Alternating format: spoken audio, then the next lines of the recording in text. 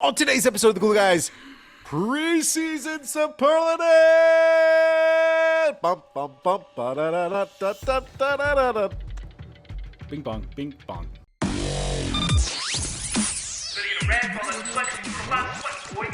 Welcome back to the Glue Guys. This is Mike here. Say hello, Brian. Hello. Check us out on X And only X. It's at our BK only Glue Guys. place. In a reversal from hours ago, Jim Jordan said he would push ahead with another vote on his bid to become Speaker of the House. Brian! Mike, you still read those notifications? That kind of notification? You haven't The turned that Nets off? are back. I turned that off in 2017, Mike. We had hey, Mike, we're rocking and rolling. Huge preseason win last night. Lots to go over. Huge show. We're fired up. How are you? Excited? On a personal level, we don't talk about that, Mike. We don't talk about that.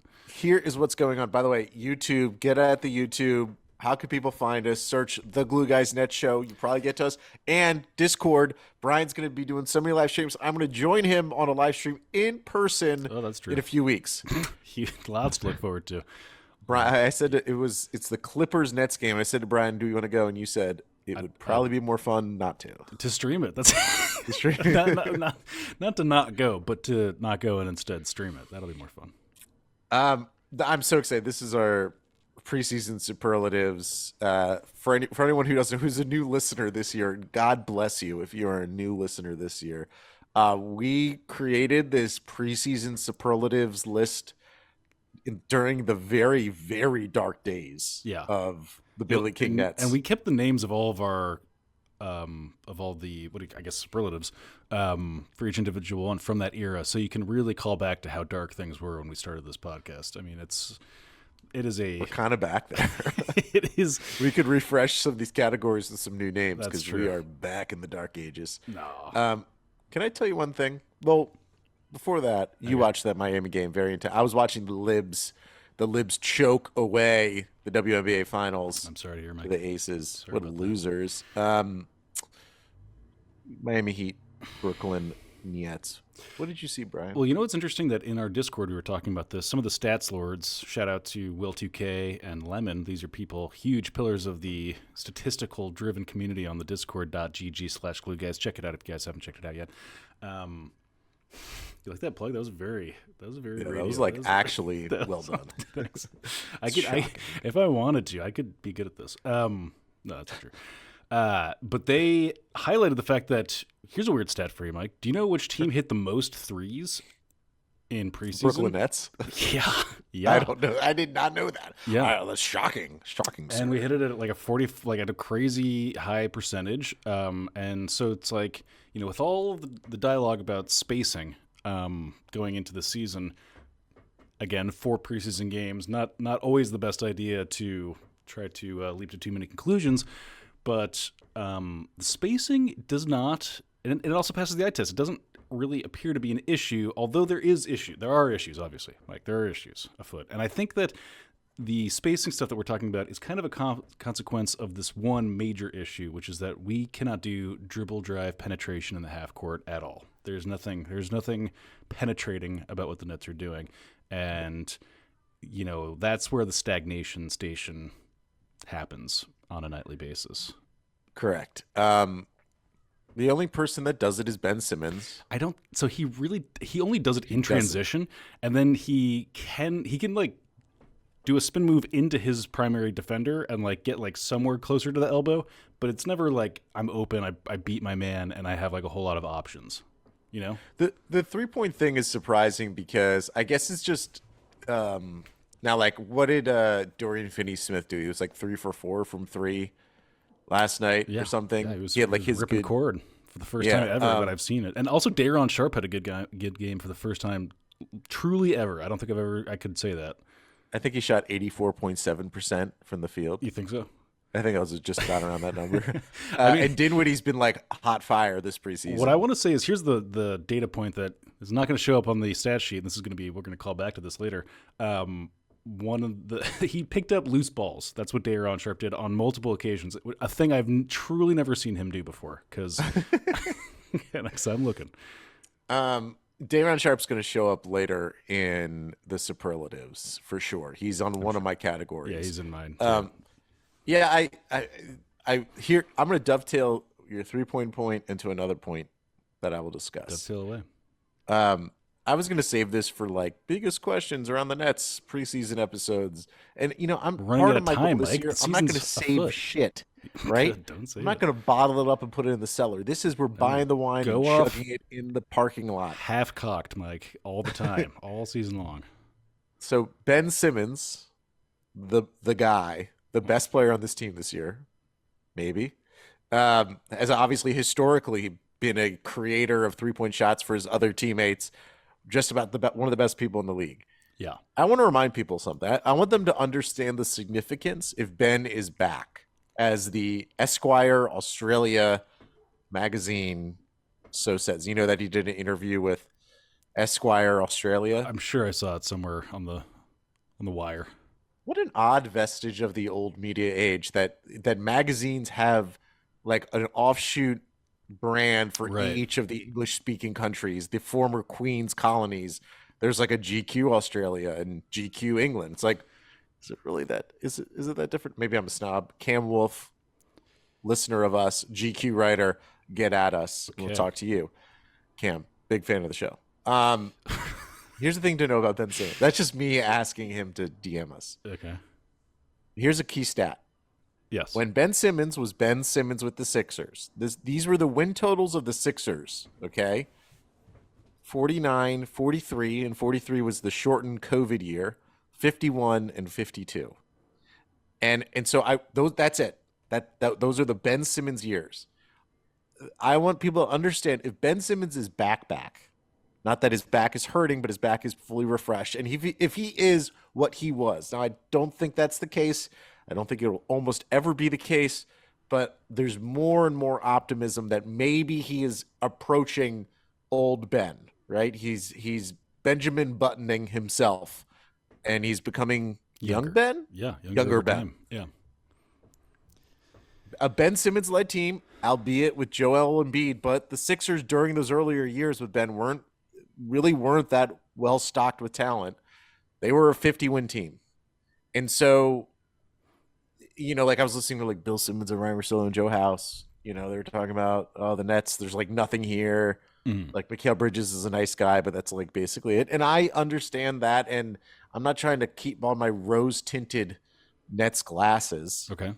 But Ben Simmons, if healthy, produces essentially a team that wins 50 games a year. If Ben Simmons is healthy and back and in his bag, I think this team is going to way overachieve. Now, if he's not back, then they'll be the team that we've projected them to be. But I don't think people really fully grapple with the idea of what it would mean to the win total if Ben is back. And if Ben is back, then it could be a nice little science for us. Not a renaissance, but a renaissance, if you will, which is below the Ren of Sans. Is it? Okay. Yeah. I'm here CD for it. Renaissance. Yeah. Should we start with superlatives? Yeah. Let's rip it. First one up, the Justin Hamilton. This is, I lied on my resume. This goes back to when the Nets signed Justin Hamilton, I think from the Raptors. And we were led to believe he was a stretch big. And there was no stretching, and he wasn't that big. Yeah. He was kind of terrible. Yeah. Who's lying on their resume, Brian? So this is my weakest one. I'll just shoot you straight. But I went with like great podcasting. Yeah, I like to be honest with everybody. I went with just all of our 3-and-D guys. I just think that like That's what I said. Did you? Oh, okay. Yeah, that's exactly what I said. sorry to dog you. But yeah, like it seems like word got out that like you don't actually have to be able to shoot threes. You just have to do the D, and you can get a contract for Mike. Easy. You said do the D. I know. That's I know what I said. Like that could also mean like dick. Well that's done. what I was thinking. What is like circle? you were saying, like square. you're going to do a dick. So is that funny?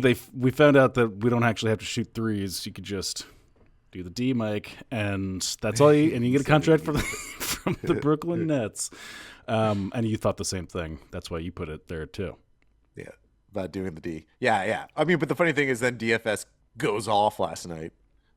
True, yeah. Which I was really honestly happy to see. Like, I was waiting. Like, it's been a long time since that dude hit. back-to-back threes of any kind. That's why I'm interested in Buddy Hield. I don't know what it would take to get Buddy Hield. The Nets. Dude, people shat on your Buddy Hield idea in the Discord harder than I've seen anything get shit on before. It was That's something. why I'm not in the Discord. Yeah, That's what I don't want to hear. Yeah, but actually, I love those because people. I you were trying to give absolutely up a pick or something in that, and that's why they were all triggered or something. I forget what exactly. Oh, we're you not said. allowed to give up picks to improve the team. Then don't listen to the pod. No, I agree. It's probably a bad idea to like slightly improve the team at all and give up any first round pick. I understand that, Yeah. but that's how I would run the team. I'm Billy. That's why I always liked Billy King. Gave up picks. I totally support Really? Billy. I thought you were a picker. I thought you liked the picks. I guess that's. Picker. I always felt like That's I was also silly, like a nose picking. I thought I was always the person that didn't like picks. Yeah, I said every single Nets. Yeah, you're anti-pick. Nets 3-and-D. I wish we had a pure three, like a pure three shooter, like a silky smooth, old days Joe Harris. Going back to the old days, like if old school Joe Harris was still old school Joe Harris, that would make me pleased. But I think those days are long gone. Even though he may have a nice little season in Detroit, though I haven't read an inch about him. An inch of ink about I Joe looked Harris at his in Detroit. box scores actually last night on the Dirty Stream, and they're not good. So classic Joe Harris preseason. I've always liked Joe Harris, but as a fan, it makes me feel good that they're not good. You know what I mean? It's like one of those Yeah, things. you wouldn't that want him don't to pop off. Yeah, nobody wants that. Yeah, that'd be depressing. Next one up, the Jared Jack Hold My Beer Award. I mean, has this ever been easier to give in the history of this award? I mean, it's Cam Thomas. Tell me. It's just I mean, all. it's his award. Yeah, I mean, It's literally, if anyone he's could more get- Jared Jack than Jared Jack was. Yeah, if any superlative is threatened to be renamed this year, it's that one. It very well would be the Cam Thomas Hold My Beer Award. But yeah, I mean, everyone knows the deal with this already. And Cam Thomas did obviously already begin to revert to his old ways. We're like, we've got some momentum. We're playing a little team ball. We're getting some defensive stops. Boom. Cam Thomas calls his own number. ISO, back-to-back ISO plays. Bullshit shots. And then, lets his guy cut him backdoor, right afterwards. Just Cam Thomas giveth and he taketh away. That is the story. I do have a newfound appreciation for Cam Thomas because I watched the highlights of Jordan Poole going off against the Knicks in preseason, and someone posted this on Twitter. I'm sorry I don't have the correct attribution, but you can see Denny Avdia, the Wizards' Israeli forward, like in the corner multiple times, wide open, his arms up in the air, his face aghast that Jordan Poole's taking on three defenders and scoring. Yeah. At least Cam Thomas isn't Jordan Poole bad. I think Jordan Poole is now the ultimate Jared Jack Hold My Beer. I think Cam Thomas is sub-tier Hold My Beer. Sub-tier Hold My Beer. Sub-tier Hold My Beer. Next one up, the Jeremy Lin Award. Yeah. Is this the year? Yeah. I think the beginning conception of this is like this. We're gonna find out whether this guy's is a thing. It's not necessarily is it like the breakout. It's like, is this the year? I'm going with Dayron. Oh. This is the year we'll learn if he's an actual NBA player. Okay. Because this team needs him. He needs to play. Evidence of his game last night. There's something to him. Like he can vacuum up rebounds. He just is not very actually tall. Yeah. That limits him. He's not super springy, but he's not like a complete stiff. He's sub-tier beer Okay. in pretty much every big man category except he's got a nice set of hips on him. Not the best set, but a nice set of hips. Okay. He can rebound, and he does have a little craftiness around the hoop. Sometimes he doesn't. But anyway, we're gonna find out if he's an NBA player or if he's gonna be playing for Megalex or CSKA Moscow. Yeah. In a year or so. That's a really good one. I went kind of in a similar.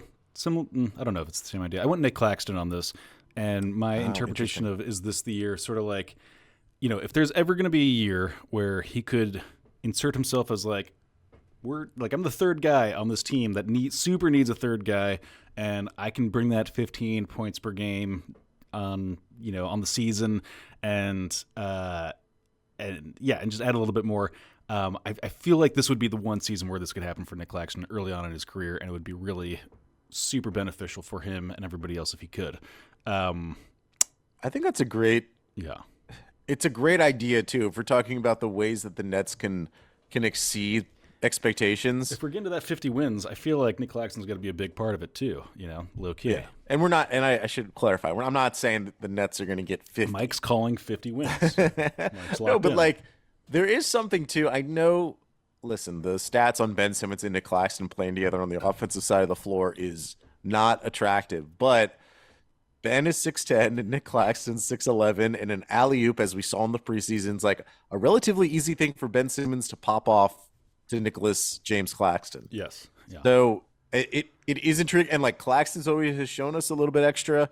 And this is a crucial year, contract year coming up. Like I think he knows it too. He was hoovering. Oh, he was knows it. He was chasing. He was chasing loose balls last night, and I was like, somebody got in his ear. Was like, bro, like it's a big difference between 8 rebounds per game and 10 rebounds per game, and you're gonna feel that in your banking account, your checking account. Sorry. Speaking of rebounding, next one up, the Andrea Bargnani. This is the Mike is probably most excited, but ultimately won't do well. This goes back to when I was the only person in America excited about Andrea Bargnani being excited is an understatement. Gassed, truly gassed. And it's more fun if I start with this one because it's me guessing at what's in your head. Okay. Yeah, I like that. So I was gonna say Harry Giles. Oh, yeah. I mean, of course. Because here's the thing. Here's how I understand this thing. It can't just be like it's not Jalen Wilson because he's a relative unknown. Well, he's going to be awesome. Everyone knows that. Right. And everyone knows Jalen Wilson's going to be. But it has to be I think there's like a little bit of reclamation project that's kind of baked into the superlative. Because if there's one thing you love, it's a reclamation project. It's a bargain bin. It's a bargain bin center, really. I'm the guy who drives around my neighborhood, and if I see like a couch left out on the side of the road, I'm like, that could be a good couch. You're the guy who you take to Costco and you're at that big DVD thing, and it's like Wedding Crashers for $3.99. Am I? Do I have a DVD player? I don't. But what if I did? You never know. Can I plug it into my Dell and I don't know if you ever seen. I think it's Criterion does they'll have like a director come into their closet and they'll pick out like movies. Like there'll be movies from yeah. And for me is the Costco DVD bin. It's like where they're looking at like some awful Italian, not awful, probably a fantastic Italian movie pre World War II, and you're like, wow, here's Chronicles of Riddick, Big Daddy. Oh my God. Who doesn't need Big Daddy in their life? So I will admit my Bargnani was originally Darius Baisley. Oh, and they just cut him. Too late. And I kind of liked it. I liked him. He's lanky, athletic. I just he's a guy we could have used during the KD years, like an actually like athletic wing. He's gone, Mike. He's fucking gone. What? Yeah. But I put Lonnie Walker. Okay, that was my. I was gonna say those are my two: Lonnie Walker and Giles. I mean, he had that one game for the Lakers in the playoffs where he scored like 25 points in the fourth quarter, something insane like that. And, he's just like there's shades of times when you see him, you're like, ooh, that's a guy. Like, I think Dennis Smith is overqualified for this because there's not really a high ceiling of Dennis Smith Jr., but I also think he's good enough to where like he's a way better defensive version than like what we thought Javon Carter was, but he's never ever going to shoot the ball. Just apparently forgot how to shoot the basketball. Yeah. Lonnie Walker, to me, I just get like a little excited. Yeah. Like, is there something there? Maybe he's like a guy. This is one of my favorite ones. I think this is one of your awards. The 5-dimensional Mahjong. Five-dimensional. I know what this means. What does this one mean to you? It means, so my answer one year was like Kyrie's media strategy, which I don't even know how to like unwind how I even got to that point. Yeah, that's crazy. But basically it's like the move the Nets are making or have made that way down the road could be of a benefit to the team. And can I give you mine? Please. I think Jacques Vaughn giving Cam Thomas the King Richard Serena Williams treatment is what we're going to see paying dividends in the 5-dimensional Mahjong. Can you define that for the audience? Because I'm not even really sure. So for those of you who haven't seen classic Will Smith film King Richard, the biopic that about Serena and Venus Williams. In the movie, he like is. Did you know Will Smith's married to Jada Pinkett Smith? Have you heard about that? Well, I know that there's news. I saw headlines, and I don't know what's been going on there. Oh, really? I don't get the notifications anymore. In the film, he is particularly trollish to Serena Williams, but she's like a 9-year-old kid at this point. And like Venus is doing well, and at some point she's like, what are you trying to do? And he's like, Venus is going to be important. She's gonna break barriers, and she's gonna go far. But because of what I did with you, you're gonna be the greatest of all time. So what he's doing is keeping Cam Thomas angry. He's harnessing the frustration. He's like Hayden Christensen comes to mind. A lot of young savants who have huge futures ahead of them, who are angry at their Jedi. Do you mean Anakin Skywalker? Yes. Or Hayden Christensen, the actor, who is that not the same? A bold future in front of him. Is that not the same idea? So yeah, I think Jacques Vaughn going all Obi-Wan Kenobi on Cam it'll trigger for the Cam Thomas stands out there too. They're already triggered, but they're on the dark side, so they don't get it. They're not seeing. They have their noob goggles on, full tint. They can't see what's really going on here. And Jacques Vaughn understands that if Cam Thomas can just refine a few of these decision making, he could be the chosen one. He could be a guy who could score a lot of points in the NBA and have a big, beautiful career. But one to bring balance to the Force by killing all Jedi. Sure, basically all that good stuff. Balancing by debalancing. You didn't like my thing. You seemed in disbelief, and I don't think it's 5-dimensional enough. I think that's maybe 3-dimensional. I don't think it's 5. No, that's fair. Here's the 5-dimensional, Brian Mahjong. Nets rehabbing Ben Simmons to then trade him this February. The Nets are taking Ben Simmons. I get it. Mike, you don't need to explain it. I get it. Already the premise is right there. They're giving warm hugs around What him. I'm saying is that I think that's literally one-dimensional Mahjong. I think that's what that... I love it. I love how this became manufactured tensions so fast. Yeah. The second I was like negative with you, you're like, well, of course. Well, you gotta bring the heat after that. Yeah. No, I listen. Whether how dimensionality it is, this statement. Now the dimensionality doesn't matter. I see. Yeah. Okay. I am bare naked to all. Like there's no magic to.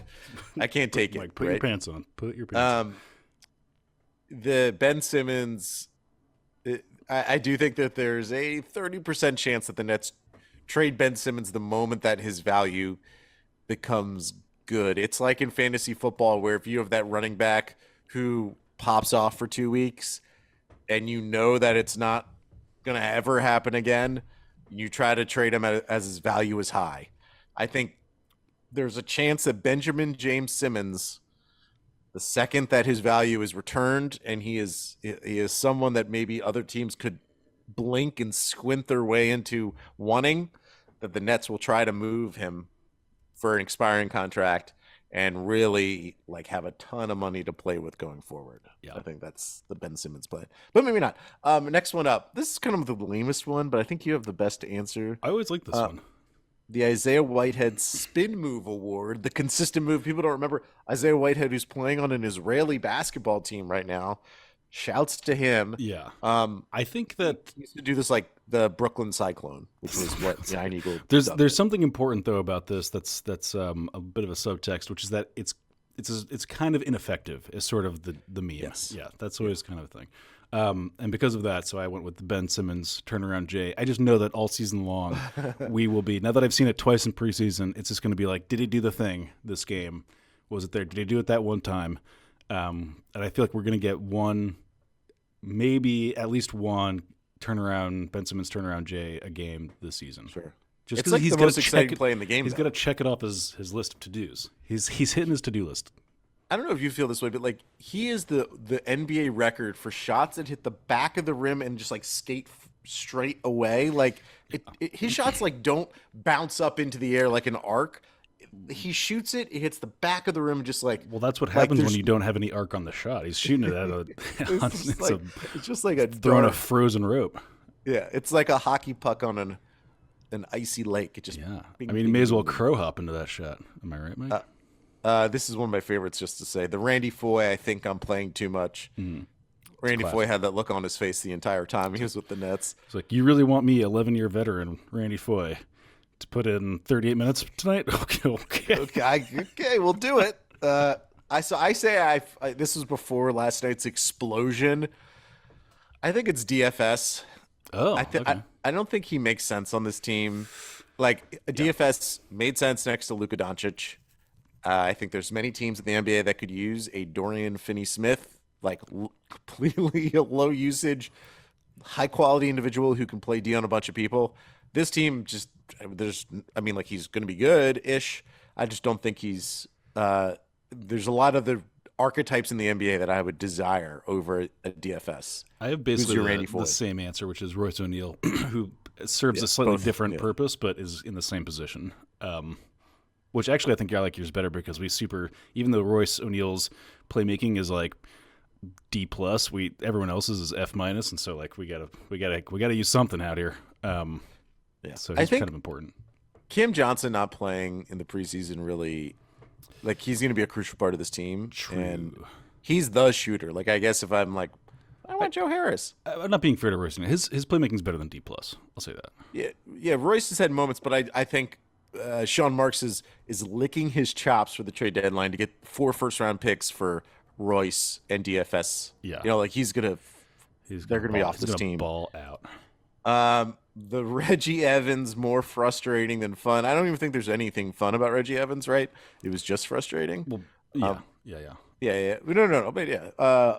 So I said it's most likely Ben Simmons to BH. I mean, That's fair.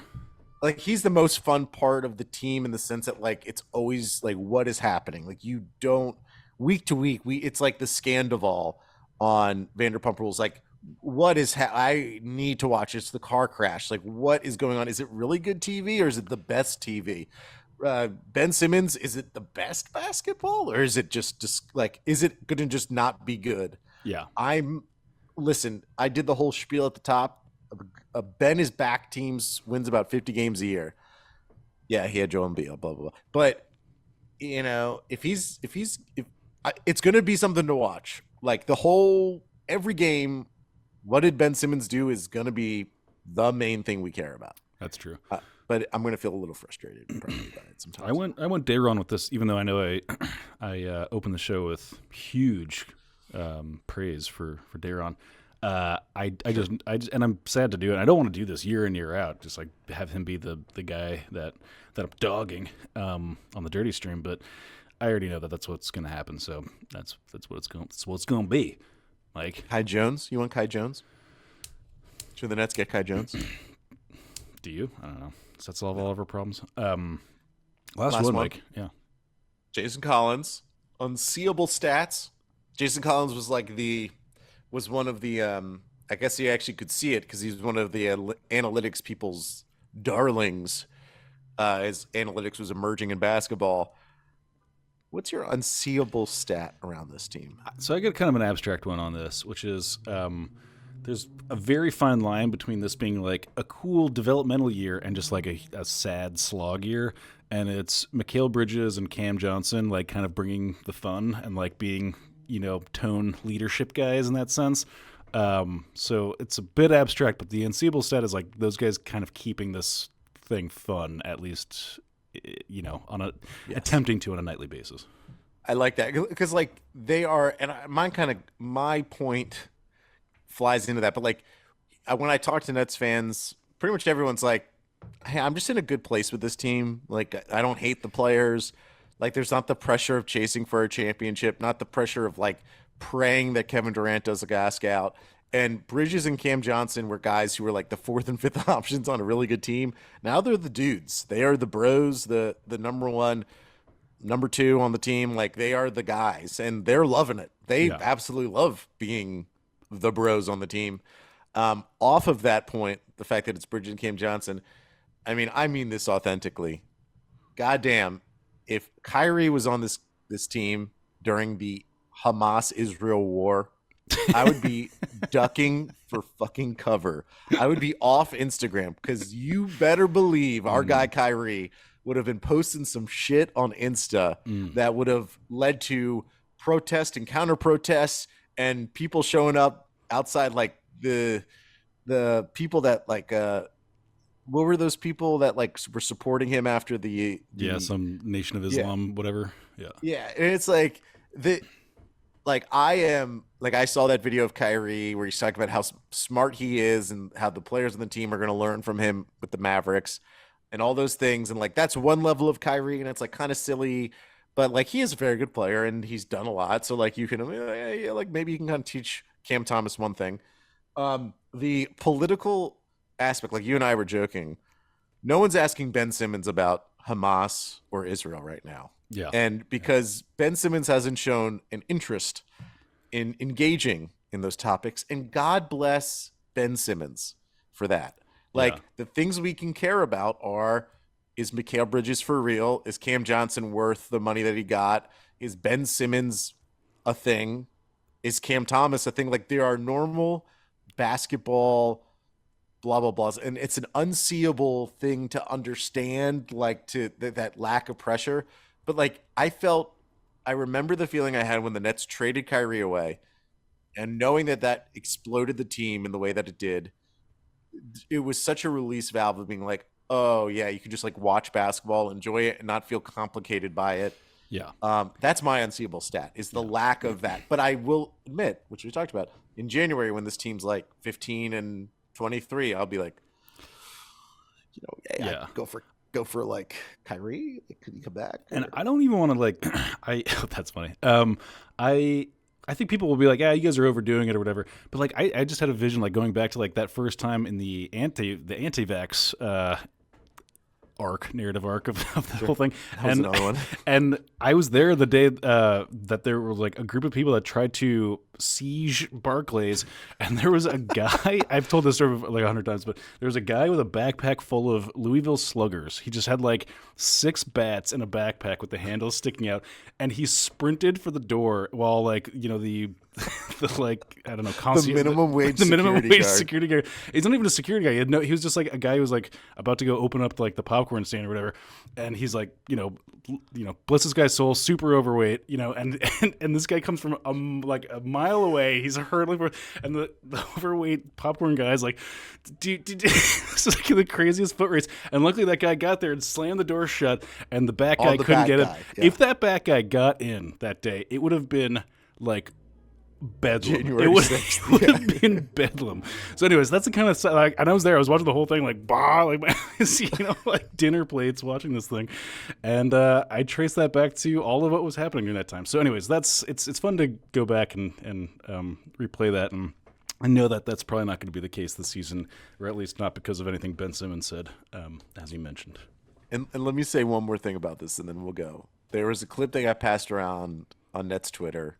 Zach Lowe was on his pod. I don't know if you heard this, where Zach Lowe was talking about that it was like the 2021 Nets team. I know, I can't that even had hear this stuff. Harden and KD and Kyrie, and how Celtics assistants still now are talking about how that Nets team, like if they didn't fuck up, that team would have just rolled through the NBA. And I understand there's like a potential sliding doors moment, but like, my big point from that team is like that team was built to fail. Mm-hmm. Like we see what Harden is, right? This is who Harden is. MIA right now in Philly. Yeah. KD, as great as he is, I don't think that he's the strategic mastermind that like he's LeBron is. He's just hoop. Yeah. He's too obsessed with hoop, and that's why he's friends with Kyrie. Right. And Kyrie is Mr. Hoop, but doesn't actually hoop. And so, like, that team was built to fail. And any other sort of like, oh, if Kyrie didn't land on Giannis's foot, or if Giannis didn't stick his foot below Kyrie's, sure, the Nets could have won a championship. Now I look back on it all, it's like those were all flawed. Besides, KD's really not flawed, but like flawed individuals, and that team was built to fail ultimately. But hey, we got a new team. Woo! Look at us now, Mike. Get us out of here. Where do the people find us? Actually, people find us on X at BK Glue Guys. Tell us about the Discord, Brian. Oh, well, you already know, Mike. It's discord.gg/blueguys. And it's where we have a really close-knit community where we all support and love each other, dare I say. And then we also watch games on the Dirty Stream, Mike, and it's super fun. So everyone should join. Thank you all for listening. Okay, bye, everybody.